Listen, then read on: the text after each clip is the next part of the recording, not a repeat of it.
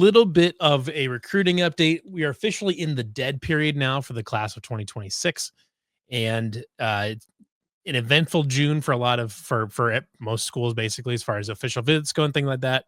Obviously, hosting a number of official visitors over the last few weeks, but the main recruiting races that we've been keeping an eye on here were at the tight end spot, specifically regarding the blue chipper prospect Ian Pramer and then local Evan Jacobson.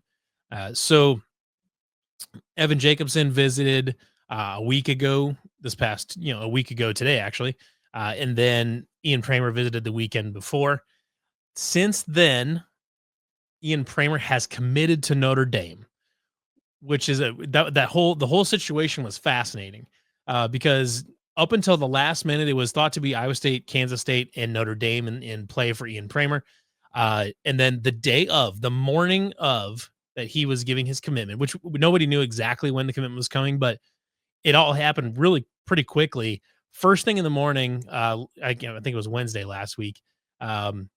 We heard there was a bunch of crystal balls put in on 247 for him to go to Kansas State. No, it was the two Kansas State writers, but also Alec Bussey of the Iowa State site, all put in crystal balls for Ian Pramer to go to Kansas State.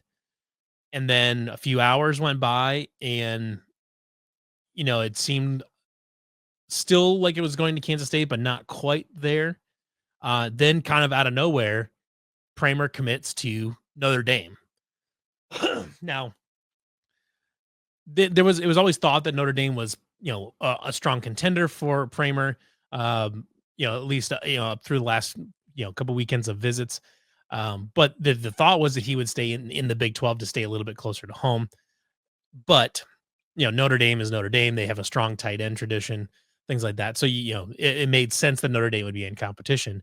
Where this gets interesting, though, is from what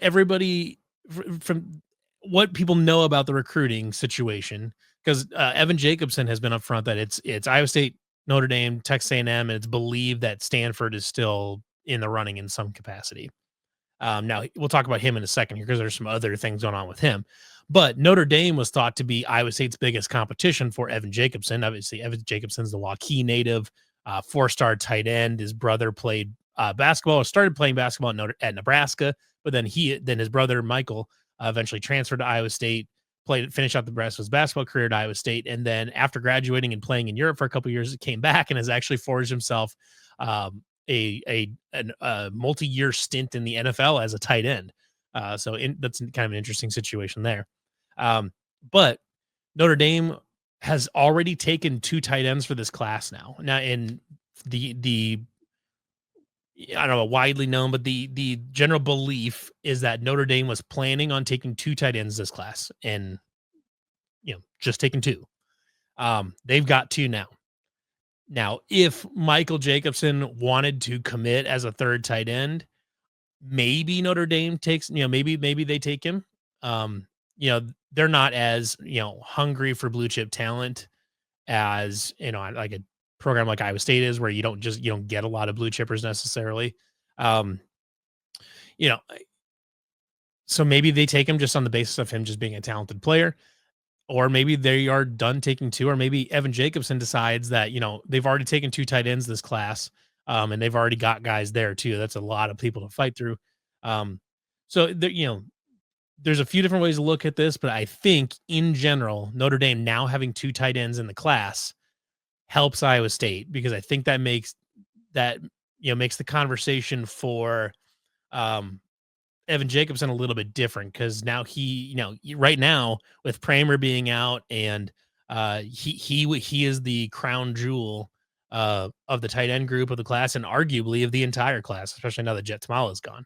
You could argue that Evan Jacobson becomes kind of the crown jewel of the class, getting a local 4-star kid that Notre Dame and a bunch of other people wanted.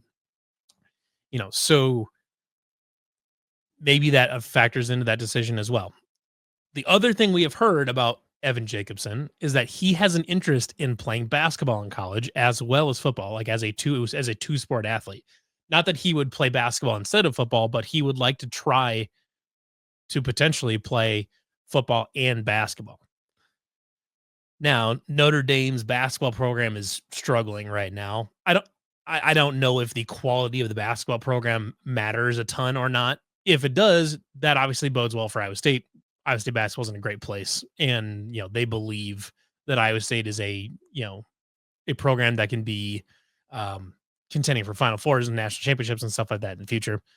But this would be an interesting, you know, it was an interesting kind of wrench to throw in all this because, would Matt Campbell allow Evan Jacobson to talk to TJ? This is kind of unconfirmed, but there are rumors floating around that Evan Jacobson has indeed talked to TJ Otzelberger about playing basketball. I don't know what the conversation looked like or how that goes. In the end, TJ's got to want Evan Jacobson on the roster and stuff like that. Now, Evan Jacobson is a 44% 3-point shooter in high school, for what it's worth. But there's obviously a lot more that goes into playing high major Big 12 basketball than just being a decent high school shooter.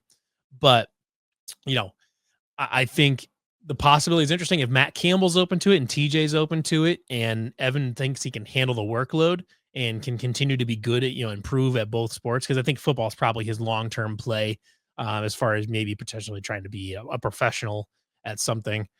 I think it's an interesting possibility, and if TJ and Matt are both on, if TJ, Matt, and Evan are all on the same page, and everybody's interested in doing that to make it work for Evan, I think that's a home run here. Uh, Brian's chiming in. He said Jett burned bridges on his way out, right? Now the Bama signed another 4-star in his class to go along with the 5. Yeah.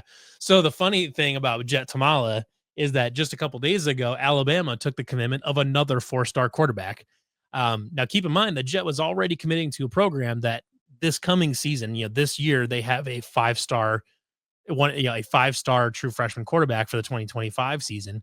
Um, and he's like he was not just a 5-star, but like one of the top rated recruits in the entire class.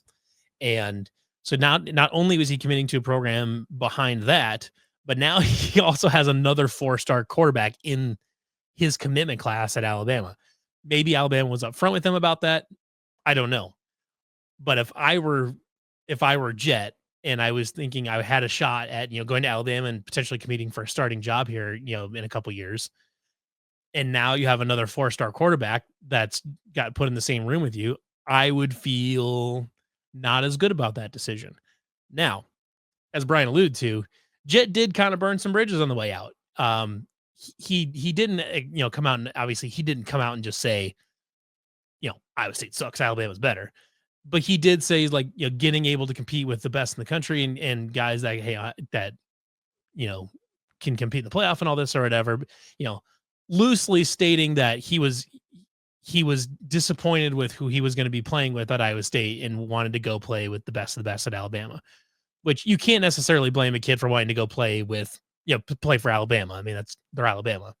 Their talent, they have better talent than almost anybody in college football.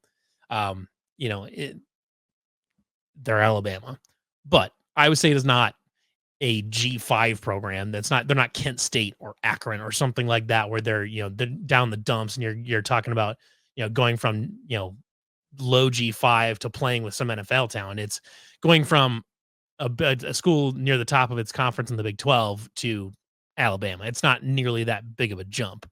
But I think it's whatever, but I think Jett's comments on the way out probably closed the door for him to flipping back to Iowa State, I think.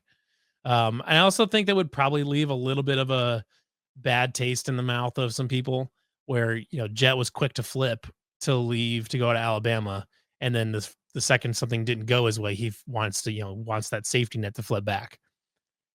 Maybe he had a good conversation with Matt Campbell on the way out. I don't know, but I think the comments and just the way it all happened, I think, is something that would essentially close the door to returning to his commitment to Iowa State. So I would not expect. I would place the chances of that happening at less than 1%, of Jett being able to flip his commitment back to Iowa State. So he's either gonna just have to suck it up and live with his decision at Alabama, or he might be finding a different program to commit to. So who knows there?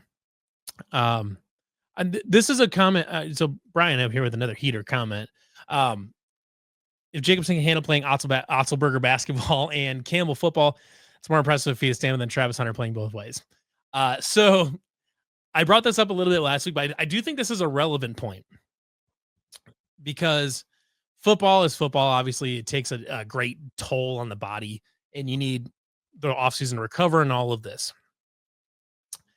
Iowa State basketball, TJ Otzel Basket Burger Ball, as it's affectionately called by us Cyclone fans, has a reputation for being hard on the athletes and really grinding them down by the time you get into February and March because it's an extremely physical brand of basketball. It is a tiring brand of basketball. If everybody's on board with how that's going to be handled, again, I like it's not that I think it absolutely can work if everybody's on the same page and there's a good plan for it. But this isn't him, playing high end football here and then going and playing, you know, old Fred Hoiberg basketball where, it's not nearly as physically taxing, especially on the defensive end and things like that. I mean, this is hard nosed defensive basketball.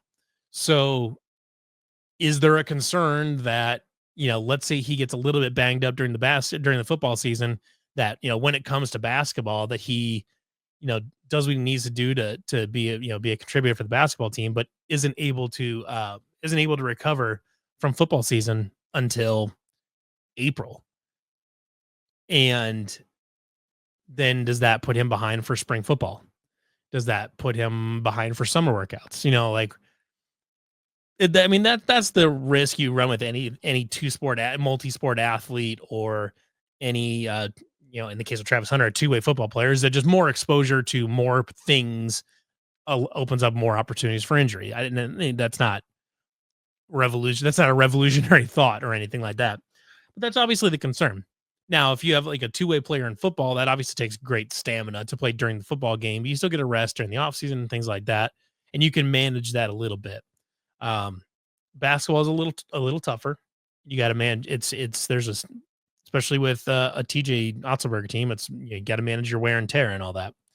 So I think as long as everyone's on the same page, everyone's got a plan. I think it can absolutely be done if that's what Evan decides he wants to do, and if that's enough to get him to come, be an athlete at Iowa State, and Matt and TJ are both on board with it, and everyone's got a good plan for how to manage his workload and how to manage the wear and tear on his body. I'm all for it. I think that would be phenomenal. Evan's a great football player. He's a good high school basketball player. I think he's, probably can find a role on a TJ Otzelberger team. But if his thing is he just at least wants to be involved with basketball in some capacity, who am I to say no?